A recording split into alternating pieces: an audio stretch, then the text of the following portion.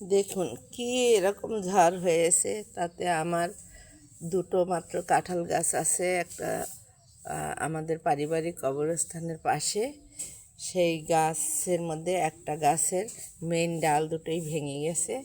ভেঙে এই যে সমস্ত কাঁঠাল, প্রচুর কাঁঠাল হয়েছিল। তা এখন তো ইঁচড়গুলো সব মানুষ কুড়িয়ে নিয়ে চলে গেছে। আর আমার হাজব্যান্ড এই 4টা ইঁচড় নিয়ে আসছে।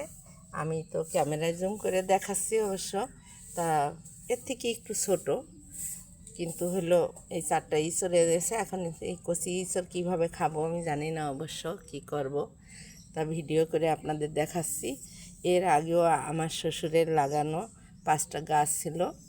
আমাদের একটা বাগান আছে, পুরনো বাগান, সেখানে সেই আমফানের সময় 5টা গাছই একদম গোড়া থেকে কোনোটা উপড়ে গেছে, ভেঙে গেছে, কোনোটা মরে গেছে, সব শেষ। সেখানে আর কোনো কাঁঠাল গাছ নেই। এখন আর একটা জমি আছে, সেখানে আমাদের দুটো কাঁঠাল গাছ আছে। সে কি হয়েছে এখনও যাইনি সেখানে, জানি না।